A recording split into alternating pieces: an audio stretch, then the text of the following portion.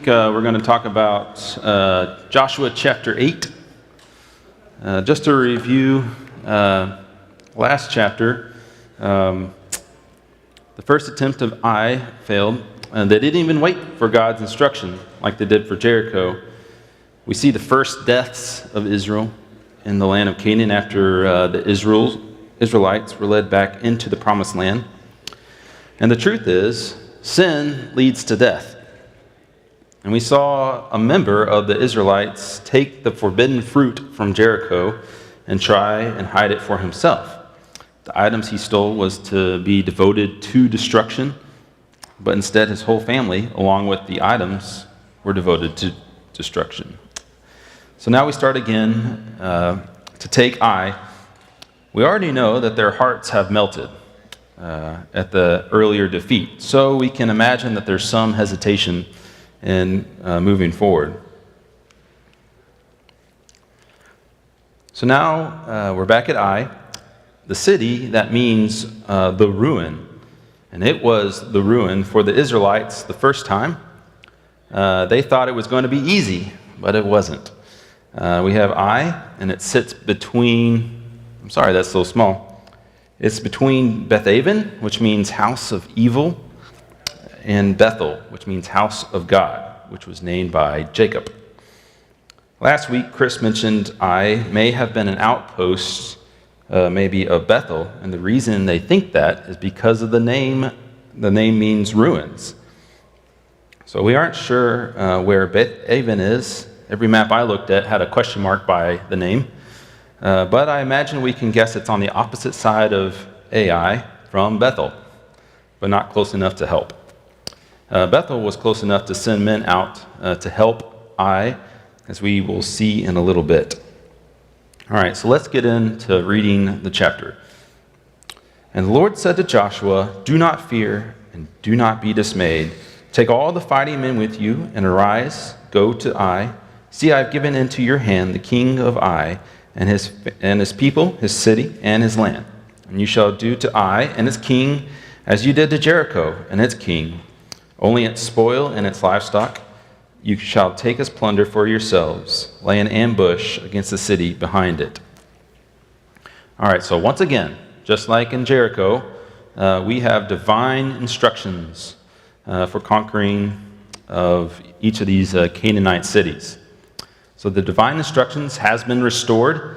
Last chapter, we saw Israel and Joshua not consulting the Lord until death occurred. The Lord was silent because Israel was in violation. So now in chapter 8, the Lord is commanding them what to do. I forgot to hit the clicker. All right, so let's read on the next 5 verses. So Joshua and all the fighting men arose to go up to Ai, and Joshua chose 30,000 mighty men of valor and sent them out by night. And he commanded them, "Behold, you shall lie in ambush against the city behind it. Do not go very far from the city, but all of you remain ready. And I and all the people who are with me will approach the city. And when they come out against us, just as before, we shall flee before them. And they will come out after us until we have drawn them away from the city. For they will say, 'They are fleeing from us just as before, so we will flee before them.' Then you shall rise up from the ambush and seize the city, for the Lord your God will give it into your hand. And as soon as you have taken the city, you shall set the city on fire. You shall do according to the word of the Lord. See, I have commanded you." So why now can they plunder this city, but not Jericho? Israel was always to provide the first fruits to God. It would make sense that the first city that they took would be devoted to God. As mentioned in Colton's class on the fall of Jericho, it parallels after harvest that they were to give their first fruits, and then they would be able to enjoy the fruits of their labor. And we have to remember that the commander of the Lord's army met with Joshua and said that he was on no one's side. So this is not the Israelites versus the Canaanites. This is God's battle. He's punishing the Canaanites. And we will see this later throughout the Old Testament. Many nations, including the Assyrians, the Babylonians, the Medes, and the Persians, the Israelites, just like them, are being used as a means of God's punishment towards somebody else. We have quite the different instructions from the Lord between Jericho and Ai. The instructions for the defeat of Jericho, which was an example of God's faithfulness, was to march around the city 13 times and then blow the trumpets and shout. That was clearly a miracle. No other way that could have happened. The instructions for the defeat of Ai, which so far has been an example of Israel's failure. So far we've got the Lord's success versus Israel's failure. This is now set up by God as an actual military strategy. Both end up with the city on fire. For Jericho, all was burned and killed except for Rahab and her family, and then the things that they put in the treasury of the Lord. But for Ai, under the Lord's command, they were allowed to plunder the city and its livestock. And it's a good opportunity now for Israel to be faithful in return to God. Verse 9 and 10. So Joshua sent them out, and they went to the place of ambush and lay between Bethel and Ai to the west of Ai. But Joshua spent that night among the people. Joshua rose early in the morning and mustered the people and went up, he and the elders of Israel, before the people to Ai. So there's kind of a trend going on in the book of Joshua. There was 4 other instances I could find where Joshua arose early. And every time has been after being instructed by the Lord to do an important thing for or with Israel. So we have these 4 instances. So right before crossing the Jordan, then the first of the 7 days to march around Jericho, and then the final 7th day to march around Jericho 7 times. And then the last time was to figure out who caused Israel to be in violation with God. And we saw the results of that, of them finding Achan. All right, verses 11 through 17. And all the fighting men who were with him went up and drew near before the city and encamped on the north side of Ai with a ravine between them and Ai. He took about 5,000 men and set them in ambush between Bethel and Ai to the west of the city. Now to note, this will help with anybody coming out of Bethel, as we will see in verse 17. So they stationed the forces, the main encampment that was north of the city, and its rear guard west of the city. But Joshua spent that night in the valley. As soon as the king of Ai saw this, he and all his people, the men of the city, hurried and went out early to the appointed place toward the Arabah to meet Israel in battle. But he did not know that there was an ambush against him behind the city. And Joshua and all Israel pretended to be beaten before them and fled in the direction of the wilderness. So all the people who were in the city were called together to pursue them. And as they pursued Joshua, they were drawn away from the city. Not a man was left in Ai or Bethel who did not go out after Israel. They let the city open and pursued Israel. So I found this slide. It took me about 15 minutes to figure out what was going on here. So to help us out, I'm just going to make that disappear. So we have Bethel and Ai. Joshua brought the entire army as the Lord commanded to the battle. But the night before, he puts 30,000 men in behind Ai to ambush the city once the fighting men leave Ai. So the next morning he arrives. So we think the army was about 600,000 based off of the population count and numbers. So in the morning he sends out another 5,000 over to Bethel. And then when Ai discovers that the city is being attacked again, and they see the troops, they run out and they go attack Joshua's army. Well, then the 30,000 come and they go into the city, attack the city, and then they come up behind Ai to surround them. And not a man escaped, as the scripture will say. So let's go on to verse 18. Then the Lord said to Joshua, "Stretch out the javelin that is in your hand toward Ai, for I will give it into your hand." And Joshua stretched out the javelin that was in his hand toward the city. All right, so in a total Moses move, Joshua does the same as Moses many times before. We can see all these times that Moses stretched out either his hand or Aaron's staff. This is a common Moses act.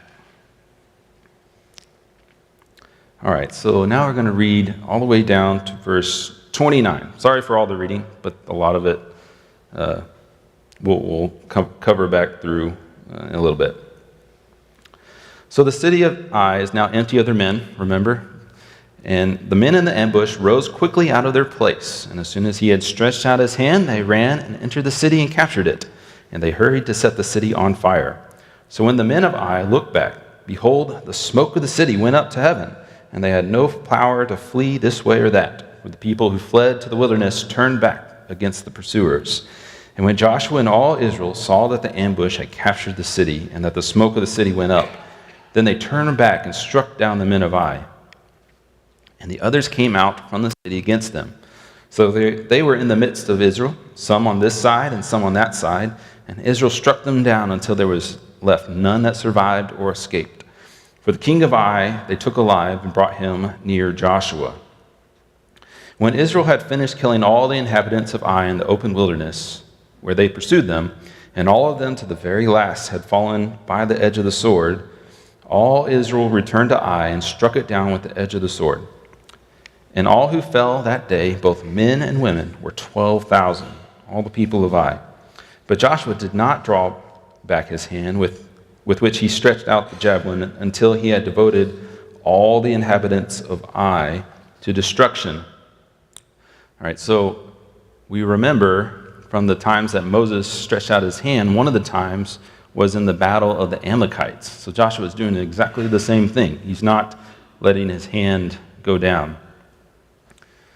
Verse 27, only the livestock and the spoil of that city Israel took as their plunder, according to the word of the Lord that he commanded Joshua. So Joshua burned Ai and made it forever a heap of ruins, as it is this day, and they hanged the king of Ai on a tree until evening.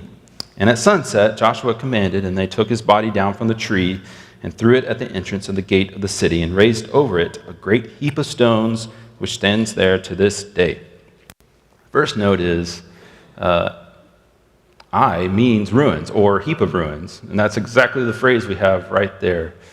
That's exactly what happened to Ai.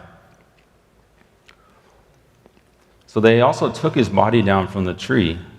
And this is because of the law from Deuteronomy that says that a hanged man is cursed by God.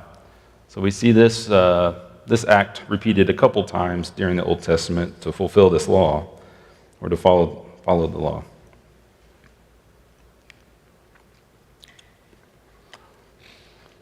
So Chris taught us that the word hiram, meaning devoted, and so in this context, cities and people were being devoted to destruction, which is Baharam. So far, we have total destruction for 2 cities, the first 2 cities, and the exception being Rahab and her family, and then the things that they took out of the city. There is a connection here between Achan and the people of Ai. Both were devoted to destruction completely, except that the Israelites were able to plunder this city, Ai.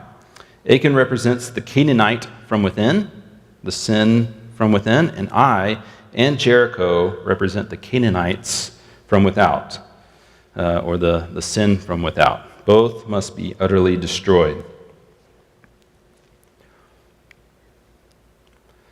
And so we see this in Deuteronomy 13 and throughout the law. God calls them to constantly root out evil by either kicking out those that might influence them to sin or to destroy them or kill them. They must purge the evil from their midst.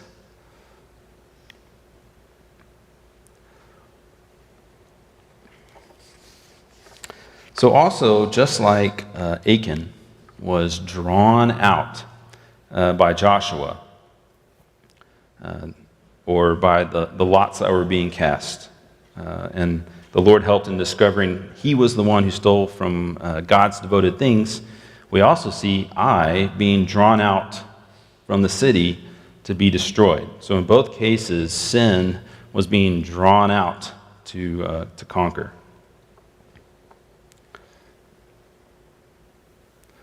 All right, end scene. So there's an abrupt change here during the chapter. It's kind of like if you're watching a play and the curtains close, and then they open back up, and they're in a totally different location.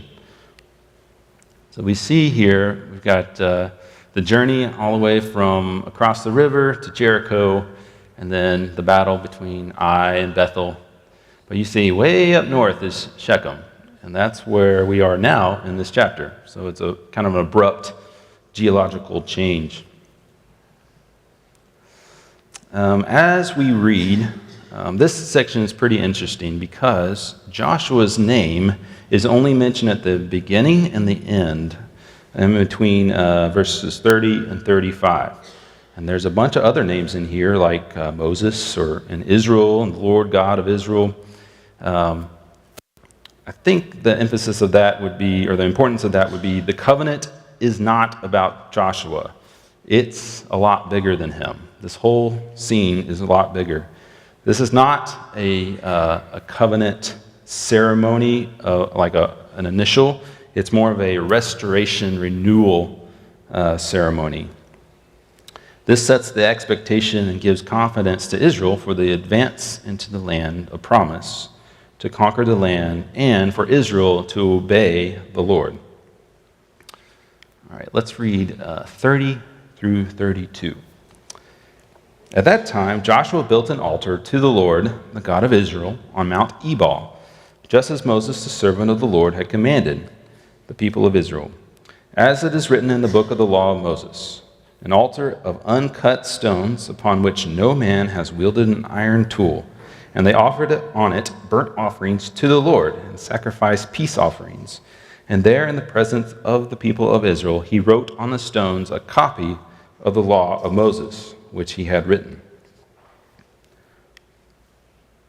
So here's the instructions that Joshua is following here in Deuteronomy chapter 27. So you see in verse 3, when you cross over, you're going to set up these stones concerning which I command you today on Mount Ebal. So he names the mount to go to set this altar on. So now we have two references to this Deuteronomy command. One is, you shall wield no iron tool on them. So this is a passage that it quotes in Joshua. And then the other one is that the stones are to be written on Mount Ebal. And if you wonder what was written, well, it says, all the words of this law, very plainly. So, the laws of Israel were to be written on Mount Ebal as plastered stones. Now, Deuteronomy, I counted, no, I'm just kidding. I did a word find, or a word count of Deuteronomy, and it's 23,008 words using the New King James Version. So, depending on your version, it's going to plus or minus a little bit. The Code of Hammurabi was 12,000 words, and you can see the size of that. So it's totally doable to write the law on stone, as they did for the Code of Hammurabi. It would just take maybe about double the surface area. And if it's talking more than Deuteronomy, I mean, you have a couple stones, you have a pretty good sized stone on Mount Ebal. I'm pretty sure you could find some stone up there. So I know there was some, in my research, there was some kind of back and forth of like, well, that's impossible. But I don't think it is. All right, starting in verse 33. And all Israel, sojourner, like Rahab, as well as native-born, which applies to no one at this point, actually, just their future descendants, right? None of these guys are native-born. So with their elders and officers and their judges stood on opposite sides of the ark before the Levitical priests who carried the ark of the covenant of the Lord, half of them in front of Mount Gerizim and half of them in front of Mount Ebal, just as Moses, a servant of the Lord, had commanded at the first, to bless the people of Israel. And afterward he read all the words of the law, the blessing and the curse, according to all that is written in the book of the law. So even in the Old Testament, which seems very heavy on the Israelites, God is still the God of all. The Torah is set up expecting strangers and foreigners. Abraham was a stranger in the same land as the Israelites are now. This land has not been earned by them. It was given to them by the grace of God. So let's look at these two mountains. It's interesting that the book of the law is written on the Mount of Curse. I don't know if you noticed that, but in Galatians, that reminds me of Galatians 3:10. For all who rely on works of the law are under a curse. For it is written, "Cursed be everyone who does not abide by all things written in the book of the law and do them." So I think it was very appropriate for him to write the laws on the Mount of Curse. These instructions on what to do on Mount Ebal, that's right, can be found in Deuteronomy 27, as we saw. It's interesting to line up the tribes of each mountain. So if you look on your left, my left, Leah's sons, 2 through 5, Simeon, Levi, Judah, Issachar, and Rachel's 2 sons, Joseph and Benjamin, are all on the Mount of Blessing. Then you see on the Mount of Curse, Reuben, Zebulun, the 2 of Leah's sons, and then all the concubine sons. So it really is a division between the greatest, or the sons with the most rights, against the sons with the least rights. And we know that Reuben ruined his chance at the rights by defiling his father's couch, by lying with one of the concubines. And then Zebulun being the 6th son, and then all the concubine sons as well. And then if you also look at those lists, the tribes on the Mount of Blessing do look like the heavy hitters in the Old Testament. The tribes on the Mount of Curse, we just don't really hear much about them. Every once in a while, but most of the stories of the Old Testament, at least from this point on, are about the tribes on the Mount of Blessing. So it's just some interesting things to point out. Also, a couple interesting things about all these cities so far. One is that Ai and Jericho are mirrored at sea level. So Jericho, as we learned, was about 850 feet below sea level. Well, Ai is about 800 feet above sea level. So I don't know if there's any significance there, but sounds like it, feels like it. The second is that they went from Jericho, the lowest city in elevation in the world, to Shechem, which is about 1,800 feet above sea level. And then they climbed these 2 mountains. Gerizim is 1,100 feet higher than Shechem. And so that puts it about 2,900 feet. And then Ebal is 200 feet higher than that. That puts it about 3,100. And these 2 hills are not but 500 yards apart. So here in the center, you have Shechem, and with the presence of the ark. They are surrounded by these 2 mountains, as you can see. You have Mount Ebal in the north and Mount Gerizim in the south. Now, these 2 mountains have a connection to a theme throughout the Bible, and the subject of mountains comes up quite a bit. They are constantly seen as places where heaven and earth meet. If you think about, you got Mount Sinai, where Moses meets with God, Mount Carmel, Elijah's showdown with Baal versus God. You got Mount Moriah, where Abraham offers Isaac as a sacrifice, Mount of Transfiguration, You got Mount Zion, the highest point in Jerusalem. That included the Temple Mount. You got the mountain of the Lord mentioned in Isaiah in his vision. And in his vision, all the nations are like rivers that flow up to the mountain, which is unnatural, right? All the rivers usually flow downwards. And then we have the example of Tower of Babel, which was men's attempt to try to build a mountain to heaven, right? So that's a pretty common theme throughout the Bible. So here you have, in Joshua 8, you have these two mountains to either receive heavenly blessings or heavenly curses. So let's finish off the chapter reading the final verse.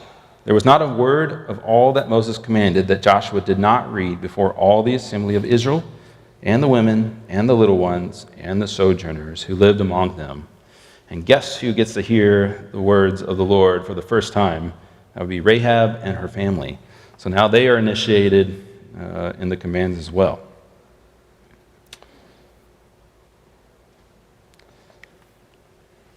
All right, so Shechem, this part of the chapter and it being at Shechem is very significant to the history of the Bible.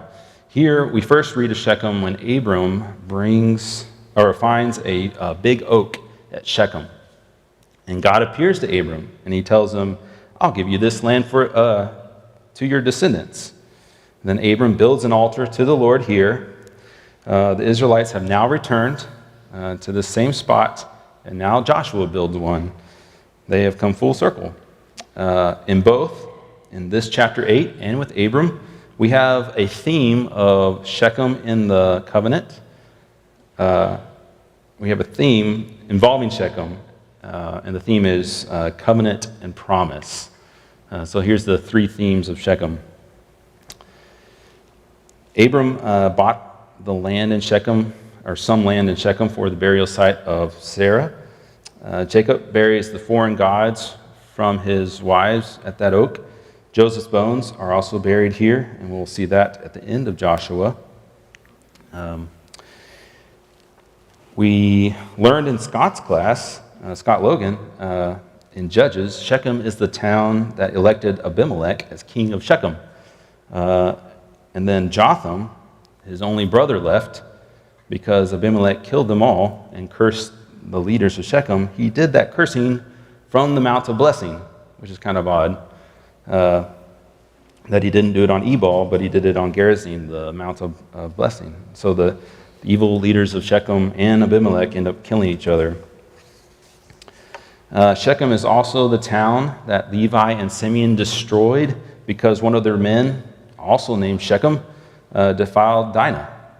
Shechem is also the place where King Rehoboam, Solomon's son, loses the kingdom and is left with just Judah, Levi, and Benjamin. All Israel had come to make him king, but he said famously, "My father disciplined you with whips, but I will discipline you with scorpions." And then later, Jeroboam, as king of Israel, fortifies Shechem and lives there. And in all three instances, this chapter 8, the story of Dinah, and the story of Jeroboam, you have a theme of judgment and division here at Shechem. Jesus, he visits this area in a newer town called Sychar, where we have the story of the woman at the well. And it's interesting that one of her questions is asking, which place is the true place of worship? Is it Jerusalem or is it Mount Gerizim, which is the Mount of Blessing? So you can understand the confusion there. Historically, the Samaritans believed that Mount Gerizim was the true holy site chosen by God for wisdom, as opposed to Jerusalem. And this belief is rooted in their version of the Pentateuch, where they replaced any instance of Jerusalem with Gerizim. The Samaritans built a temple on this mountain, but later it was destroyed by the Hasmonean leader John Hyrcanus around 128 BC. There's the themes again. So we have a connection to the garden here. If if you think about the two trees that are in the garden, you have the tree of life and the tree of knowledge of good and evil. Well, the tree of life is definitely the tree of blessing, but the tree of knowledge of good and evil is definitely the cursed tree. It is the only tree where God places a law on, just like Joshua wrote on Mount Ebal. And so if you break the law, just one, you are cursed. And as we read in Galatians. And now in both the instance of the garden and then also as a message to the Israelites, if you're cursed, then you're going to need to be redeemed. So we have three applications. There were three applications that I took from this passage. One is maybe it would be a good idea to follow in the steps of Joshua and rise early in the morning when we are about to do something important for God. I think that might be a good thing to do. The second application is we are completely hopeless without God, but we are unstoppable with Him. Not because of us, of course. And victory is only through disobedience. There was my assignment from Chris last week. And then sometimes it is necessary to rededicate our lives or our mission to Christ or for God, just like as the Israelites did at the end of this chapter. Let's see how we're doing on time. Okay, so we have a little time. So last time I had to shorten my lesson about 2 pages because I had to blow through the rest of the class. So we'll go a little bit further in this. So there's a theme of a city in Joshua. There are lots of cities that are conquered during the book of Joshua. Well, what is a city for? Well, let's say that you're not in a city and you're living here in the wilderness and you've got your tent and fire. So you go hunting and you got some meat hanging up and you got some berries gathered and you got your wife and your kids. What is your biggest fear as you lay your head down at night? It's that somebody is going to come and attack you, whether it's an animal or a tribe or a group of men, or you're scared. And so what would be really nice to have? Well, that would be a city full of people, right, to help fight any enemies. You'd have a wall that could protect from attackers or animals. You would feel safer. And history is filled with settlers dying from raiding parties. So to stop that, you build a city. That is not needed as much today due to, like we don't have a wall around the Woodlands, right? Even though there's lots of fences. But we don't need them today because we've got very accurate guns. You can fly over walls. You can have attack drones, missiles, and grenades. All these things kind of make walls useless. But back then, it could definitely stop clubs and swords and spears, and you could hide behind the wall to hide from any arrows. So the biblical history of the city is very interesting. So who is the first one to build a city in the Bible? Well, we know it's Cain, right? He built the first city, named it after his son Enoch, after fearing for his life. Next one is Nimrod, builds many cities, the most famous one being Babylon, where the Tower of Babel is built. Then you have Jerusalem. Once you get to Nimrod's city, you don't really feel very good about cities, and Jerusalem is kind of the first one that attempts to kind of merge God with a city, right? A city is very anti-garden. If you think about first being in the garden, you had God as your protector, but now once you're outside the garden and you don't feel God's protection anymore, you kind of want to build some walls up. But as we know from the history of the Old Testament, Jerusalem ends up being corrupt as well. But now we are promised a new Jerusalem, which will eventually connect the perfect city with God. And it will also combine, will be the garden in there as well. Jerusalem attempted to merge the garden in a city by building the temple. If you read through the boring parts of the Old Testament and the description of how they built the temple, you'll notice lots of garden imagery, lots of plants and trees and such. So now we're back to Joshua, and Jericho is defeated. It's not a good city.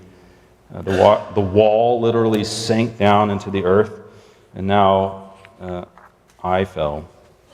So that's all for today. Thank you very much for your time. Let me end with a prayer. I always forget to pray while I'm doing a class, so